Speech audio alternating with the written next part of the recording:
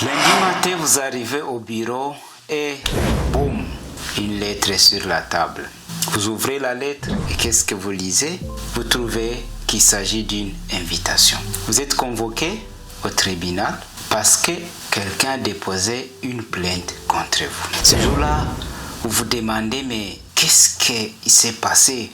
Vous revoyez un peu votre semaine, vous revoyez un peu le mois passé, vous ne trouvez nulle part où vous êtes mal comporté. Et on vous dit le motif de cette convocation vous sera annoncé sur place. Le jour-là, vous ne travaillez pas. Toute la journée, vous êtes là à cogiter. Mais vous réunissez toutes vos forces. Le lendemain, vous allez répondre à l'invitation du juge. Et quand vous arrivez, on vous dit qu'il s'agit d'une plainte déposée contre vous par votre ancienne secrétaire. Un cas troublant, un cas très surprenant, un cas qui paraît rare, mais un cas qui réellement se passe dans notre société aujourd'hui.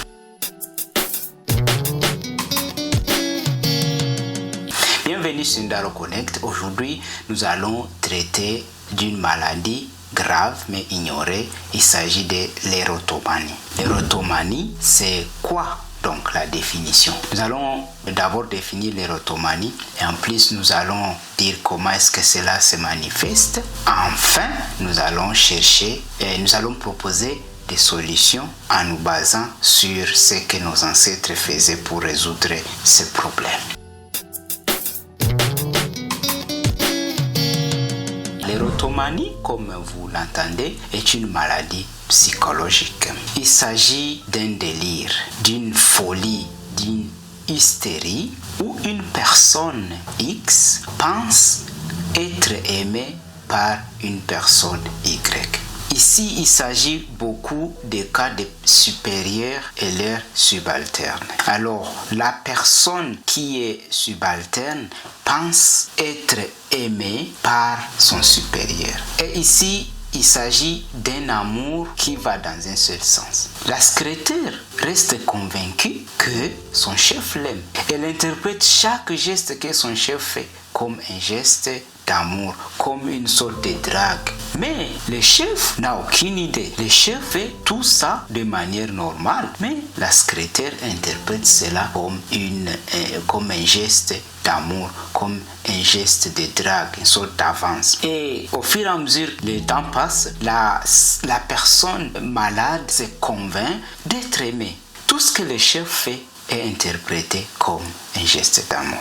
Malheureusement, lorsque cet amour-là, parce que c'est un amour chimérique, c'est un amour imaginaire, lorsque cet amour-là n'est pas concrétisé, lorsqu'il n'y a pas de retour de l'autre personne, alors ça change en agression. Elle commence à délirer et elle écarte toute personne qui pourrait s'approcher du chef. Parce que pour elle, le chef, c'est son mari, ou alors la supérieure ou le supérieur, c'est son ami. Et donc, elle ne veut pas partager cet amour avec quelqu'un d'autre. C'est alors que la personne fait tout pour commencer à porter cela dehors. Elle va même écrire des lettres à la personne aimée. Elle va lui faire des appels, même au moment où ils ne font pas appeler, pendant que la personne est dans sa famille avec ses enfants et son épouse, ou dans le sens contraire avec son mari et ses enfants. Cette personne va chercher par tous les moyens à entrer en contact avec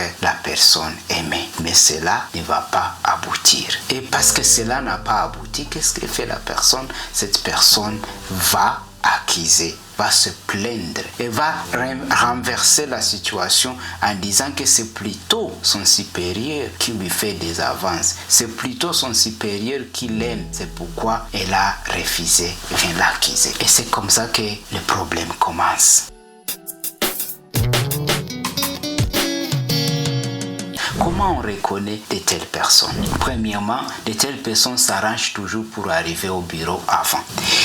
Elles font semblant de nettoyer les bureaux du chef, un peu enlever la poussière sur l'ordinateur, ainsi de suite. Elle va s'arranger pour apporter du café au chef, pour poser des questions qui ne sont même pas des questions au chef. Comment j'écris ça, à qui j'envoie ceci ou cela, seulement pour se rapprocher du chef. C'est parmi les signes qu'il faut très bien scruter quand on est au lieu de travail.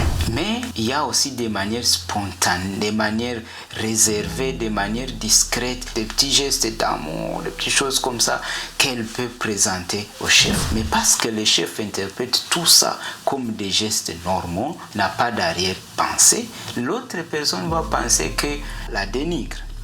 Donc elle va prendre ça comme une sorte de dénigrement, de manque de considération. Et à ce moment-là, cet amour va se transformer en haine. Et donc elle va commencer à haïr, à agresser, à se comporter mal envers cette personne. Et puis même bouder de faire son travail. Le chef va lui demander d'écrire une lettre, d'expédier ça, elle ne va pas le faire. Le chef va lui demander de faire ceci ou cela. Elle ne va pas du tout le faire, pour essayer d'attirer l'attention sur elle. Parce qu'il s'agit d'un amour interdit, il arrive que cette personne aille se plaindre. Qui est plus visé par l'érotomanie? L'érotomanie vise surtout les personnes haut placées dans la société. Par exemple, les prêtres sont victimes de l'érotomanie parce que la plupart de ces fidèles qui viennent prier, s'agenouiller toute la journée dans les églises, ce ne sont pas des personnes pieuses, c'est des personnes parfois qui sont là pour piéger les prêtres. Nous avons aussi les hommes politiques, les leaders politiques sont visés par l'érotomanie. Ça signifie les secrétaires des cabinets, c'est des personnes qui peuvent viser les ministres. Troisième personne qui sont visées, les influenceurs ou alors les stars de la société, les footballeurs, ceux qui sont dans le monde du cinéma. Il faut voir combien de plaintes sont portées contre ces personnes chaque jour, des fausses plaintes. Bref, toutes les personnes publiques qui ont un travail à caractère public sont visées par l'érotomanie. C'est plus compliqué encore à l'ère actuelle où Internet est entré dans nos maisons. Les réseaux sociaux font que beaucoup de personnes deviennent érotomaniaques. Ça signifie que ces personnes puissent projeter un amour sur des personnalités qui, en réalité, n'entreront jamais dans leur vie. Lorsque un fan ou une fan like ou commente un post de cette personne là-bas, va rester persuadé qu'il s'agit d'une amitié vraie entre eux.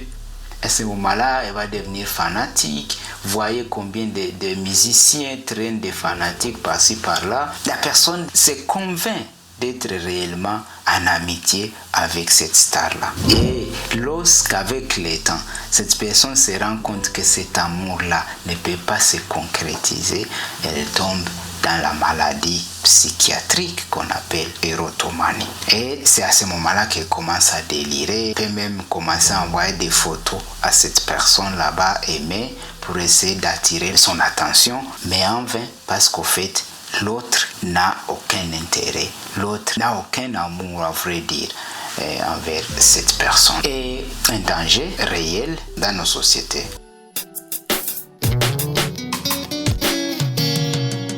Vous allez me poser la question, mais comment on fait pour guérir de cette maladie? Il y a des solutions pour sortir de cette prison psychologique imaginaire. La première solution, nous allons la trouver en art. Ça signifie, nous allons voir les méthodes traditionnelles africaines ou alors les méthodes efficaces africaines qui sont employées pour résoudre les cas d'érotomanie. La première chose à faire, c'est qu'il faut écouter la personne. On convoque les deux belligérants. Nous alors, on convoque les deux personnes concernées. On les écoute. On donne la parole d'abord à la personne accusatrice. Et cette personne doit s'exprimer de manière sincère. Et si la personne retrace l'historique, comment cela a commencé, alors les autres, les anciens, ceux qui sont au tribunal traditionnel, vont écouter attentivement et se faire une idée.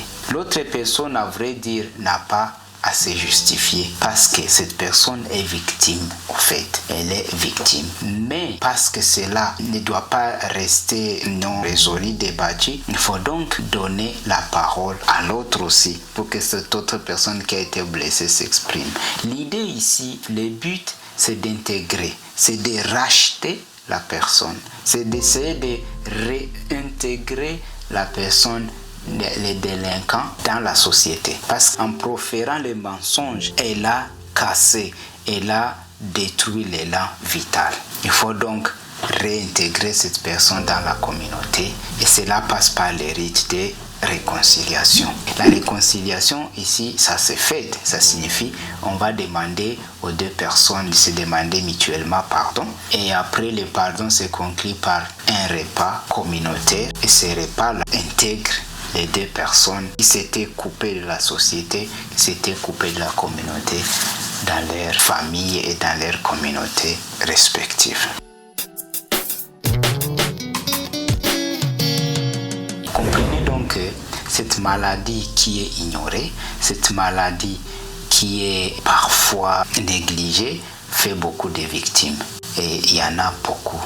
Et nous, Ondaro, nous proposons toujours cette solution dialoguer. Et lorsque le dialogue n'est pas possible, c'est à ce moment-là seulement qu'on nous demande que le cas soit transféré au niveau du tribunal civil pour que là aussi on puisse chercher la solution. Mais lorsque là-bas, la personne ne montre pas, ne manifeste pas les signes de guérison, à ce moment-là, on est obligé de la mettre malheureusement dans une prison ou alors de la faire suivre par un psychiatre ou alors de l'enfermer dans un home psychiatrique parce que cette personne devient un danger pour la société. L'avantage de connaître cette maladie, c'est que avec le temps, vous pouvez dénicher facilement les signes. Vous pouvez voir exactement lorsqu'il s'agit des cas d'érotomanie. Parce que tous les cas dont on nous parle aujourd'hui, d'agression sexuelle, de violence, ainsi de suite, ce ne sont pas des cas vrais. Il y a des vrais cas, je ne refuse pas. Tous ne sont pas vrais. Parce qu'il y a des cas d'érotomanie où la personne s'imagine être aimée par l'autre personne, ce qui n'est pas le cas. Et la plupart des fois, comme je l'ai dit, la plupart des personnes sont victimes de ces cas d'érotomanie.